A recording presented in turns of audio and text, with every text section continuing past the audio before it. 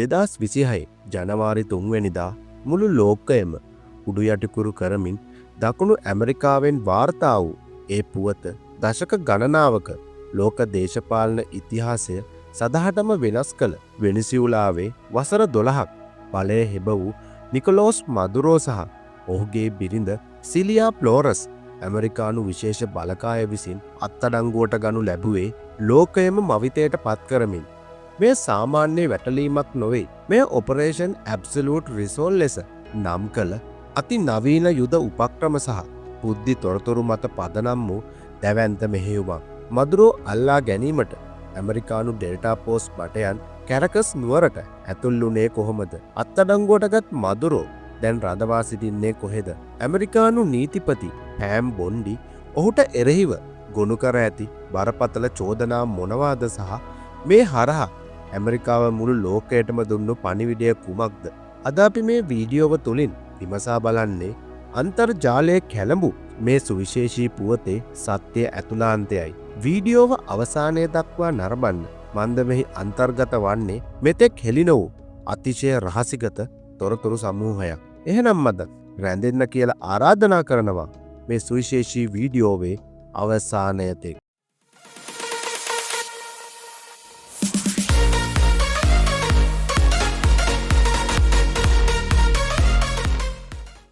දෙදස් 26 ජනවාරි 3 වෙනිදා අලුයම 2ට පමණ වෙනිසියුලාවේ උතුරු ප්‍රදේශයට සහ කැරකස් නුවරට ඇමරිකානු හමුදාව විසින් දැවැන්ත ගුවන් ප්‍රහාර මාලාවක් එල්ල කරනු ලැබුවා. මෙය මදුරෝ පාලනයේ sannivedana සහ ආරක්ෂක පද්ධති සම්පූර්ණයෙන්ම අක්‍රිය කිරීමට කළ පූර්ව සූදානමක්. ඇමරිකානු ආරක්ෂක ලේකම් පිට් හෙක්සෙත් තහවුරු කළ පරිදි මෙම මෙහෙයුම සඳහා ඇමරිකානු යුද හමුදාවේ අති විශේෂ ඩෙල්ටා පෝස්ට් කණ්ඩායම සම්බන්ධ වුණා. ඔවුන් ඉතා රහසිගතව සහ වේගවත්ව මදුරෝ රැඳී සිටි ආරක්ෂක නිවස වෙත ළඟා වූ අතර එම අවස්ථාවේදී වෙනිසියුලානු හමුදාවලට ප්‍රතිප්‍රහාර එල්ල කිරීමට කිසිදු අවස්ථාවක් ලැබුණේ නැහැ. මෙහෙයුම ආරම්භ වී පැය කිහිපයක් ඇතුළත මදුරෝ සහ බිරිඳව පණපිටින් අල්ලා ගැනීමට ඇමරිකානු බටයන් සමත් වනවා. අත්අඩංගුවට ගැනීමෙන් පසු මදුරෝව වහාම හෙලිකොප්ටර් මගින් ජාත්‍යන්තර මුහුදේ රඳවා තිබූ USS ඉවෝජිමා නෞකාව වෙත රැගෙන යනු ලැබුවා. ඩොනල්ඩ් ට්‍රම්ප් විසින් සිය සමාජ මාධ්‍ය ගිණුමක පළ කළ ඡායාරූපයක දැක්වුණේ මදුරෝ අලු පැහැති නයික් ටෙක් ඇඳුමකින් සැරසී ඇස්බැඳ කං ආවරණ පැළඳා සිටින ආකාරයයි. මෙම දර්ශනය ලෝකය පුරා වේගෙන් ව්‍යාප්ත වූ අතර එය මදුරෝගේ බලය බිඳවැටීමේ සංකේතය බවට පත් වුණා. එතැන් සිට ඔහු ඍජුවම ඇමරිකාවේ නිව්යෝක් නුවර බලා රැගෙන ගියේ ඉදිරි නීතිමය කටයුතු සඳහායි.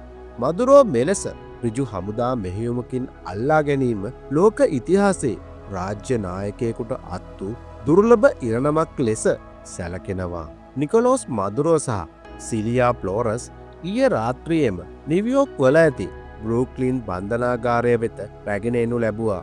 ඇමරිකානු නීතිපති පෑම් බොන්ඩි විසින් මදුරෝට එරෙහිව නිව්යෝක් දකුණු දිස්ත්‍රික් අධිකරණයේ අධිචෝදනා පත්‍රයක් ගොනු කර තිබෙනවා. ඔහුට එරෙහිව ඇති ප්‍රධාන චෝදනා අතර නාකෝ ටෙරරිසම් කන්ස්පිරසි, වසර 25ක් තිස්සේ මද්‍රව්‍ය ජාවාරම් කරුවන් සමග එක්ව ඇමරිකාවට කොකේන් ප්‍රවාහනය කිරීම, නීති විරෝධී ආයුධ ළඟ තබා ගැනීම, ස්වයංක්‍රීය ගිනිඅවි සහ විනාශකාරී උපකරණ පාවිච්චිය, මුදල් විශුද්ධීකරණය සහ දූෂණය, වෙනිසියුලානු රාජ්‍ය සම්පත් අයථා ලෙස පරිහරණය කිරීම. ජනවාරි 5 වනදා වන අද දින මදුරෝව පළමු වරට අධිකරණය හමුවට ඉදිරිපත් කිරීමට නියමිතයි. වරදකරු වුණොත් ඔහුට ජීවිතාන්තය දක්වා සිර දඬුවම් විදීමට සිදුවනු ඇති බව නීති විශාරදයන් පවසනවා. මදුරෝ අත්අඩංගුවට ගැනීමත් සමග වෙනිසියුලානු රජය දැඩි ලෙස කෝපයට පත් වුණා. උප ජනාධිපතිනි ඩෙල්සී රොඩ්රිගස් ප්‍රකාශ කළේ මෙය නීති විරෝධී පැහැර ගැනීමක් බවයි. කෙසේ වෙතත් වෙනිසියුලානු ශ්‍රේෂ්ඨාධිකරණය විසින් ඩෙල්සී රොඩ්රිගස්ව අන්තර්කාලීන ජනාධිපති ලෙස නම් කර තිබෙනවා. නමුත් ඇමරිකානු ජනාධිපතිවරයා ප්‍රකාශ කළේ වෙනිසියුලාව තාවකාලිකව ඇමරිකානු පාලනය යටතේ පවතින බවයි. විශේෂයෙන්ම වෙනිසියුලාවේ තෙල් සම්පත නිවැරදිව කළමනාකරණය කර ලෝක වෙළඳපොළට මුදා හැරීම ඔවුන්ගේ අරමුණයි. විරුද්ධ පක්ෂ නායිකා මරියා කොරීනා මචාඩෝහට ප්‍රමාණවත් සහයක් නොමැති බව පවසමින් ඇමරිකානු රජය දැනට ඩෙල්සි රොඩ්රිගස් සමග සාකච්ඡා පවත්වමින් සිටින බවත් වාර්තා වනවා. මෙම මෙහෙයුම හරහා ඇමරිකාව මුළු ලෝකයටම ඉතා පැහැදිලි පණිවිඩයක් ලබා දුන්නා. ඇමරිකානු යුක්තියෙන් කිසිවෙකුට පලායා නොහැකි බවයි. විශේෂයෙන්ම චීනය සහ රුසියාව වැනි රටවලට මෙය ප්‍රබල අනතුරු ඇඟවීමක් වුණා. චීන විදේශ අමාත්‍යාංශය මෙම ක්‍රියාව දැඩි ලෙස හෙලා දුටු අතර ඒ ජාත්‍යන්තර නීතිය උල්ලංඝනය කිරීමක් බව ඔවුන් පවසා තිබෙනවා.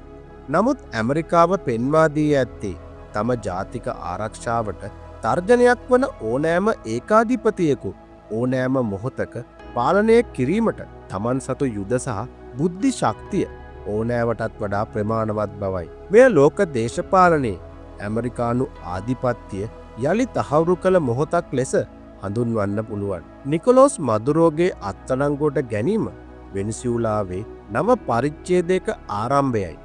මෙය එම රටේ ජනතාවට නිදහස උදා කරයිද නැත්නම් තවත් දේශපාලන අර්බුදයකට මඟ පාදයිද යන්න ඉදිරි මාස කිහිපය තුළ තීරණය වනවා. මෙම ඓතිහාසික සිදුවීම ගැන ඔබ දරන අදහස කුමක්ද? මදුරුවට ජීවිතාන්තයේ දක්වා සිරදඬුවම් ලැබිය යුතු බව ඔබ සිතනවාද? පහලින් කමෙන්ට් කරන්න. ලෝකයේ කැළඹු මෙවැනි අතිශය වැදගත් පුවත් සහ විශ්ලේෂණ ඉදිරියටත් නරඹන්න කැමති නම් අපේ YouTube channel එක subscribe කරලා bell icon එකත් ඔබන්න. එහෙනම් තවත් දවසක මේ වගේ වීඩියෝ එකකින් හම්බෙනකම් අදට සමුගන්නවා. සියලු දෙනාටම සුබ දවසක්.